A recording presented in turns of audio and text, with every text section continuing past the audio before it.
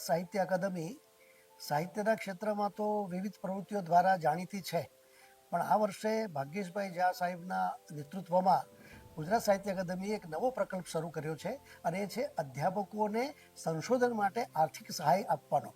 એ ખરેખર આવકાર્ય છે, આવકારદાયક છે. આ સંદર્ભમાં સરદાર પટેલ વિશ્વવિદ્યાલયના ગુજરાતી વિભાગના 3 અધ્યાપકોએ પોતે દરખાસ્ત રજૂ કરી હતી અને દરખાસ્ત મંજૂર કરીને 8.5 લાખ રૂપિયા જેટલું આર્થિક સહાય અને સંશોધન કરવા માટે આપ્યું છે. એ બદલ સરદાર પટેલ વિશ્વવિદ્યાલય 3 અધ્યાપકોને હાર્દિક અભિનંદન પાઠવે છે અને આવા આયામો દ્વારા અધ્યાપકોમાં રહેલી જે સંશોધનની જે ક્ષિતિજો છે એને વિસ્તરવાનો એમને તક મળશે. ગુજરાત સાહિત્ય અકાદમીના એક વિશેષ પ્રકલ્પમાં 1,50,000નું અનુદાન મને યાત્રા સાહિત્ય એક અધ્યયન એક અભ્યાસ માટે પ્રાપ્ત થયું છે. આપણે ગુજરાતી સાહિત્યમાં પણ યાત્રા સાહિત્ય વિશેષ લખાયું છે, પણ એની ખણખોદ જે રીતે થવી જોઈએ તે રીતે આપણને મળતી નથી. એ સંદર્ભે આ મારો અભ્યાસ મારે કરવાનું છે.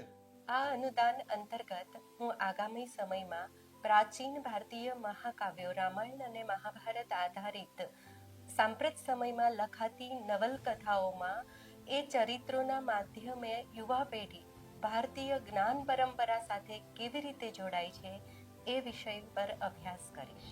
આ અનુદાન અંતર્ગત હું ઉત્તર ગુજરાતના કંઠસ્થ પરંપરાના ભજનો ઉપર સંશોધન કાર્ય કરવાનો છું, જેમાં મારો મુખ્ય ઉદ્દેશ એ છે કે આપણી આ જે સાંસ્કૃતિક પરંપરા લુપ્ત થઈ રહી છે એ સાંસ્કૃતિક વારસાનું જતન, સંવર્ધન, સંરક્ષણ કેવી રીતે થાય અને આવનારી પેઢીઓ સુધી એ વારસો સુરક્ષિત રહે એ માટેના હું પ્રયત્નો હાથ ધરવાનો છું. આ પૂર્વે પણ મેં ચરોતરની અને ઉત્તર ગુજરાતની લોકકથાઓ અંગે સંશોધન કાર્ય કર્યું છે.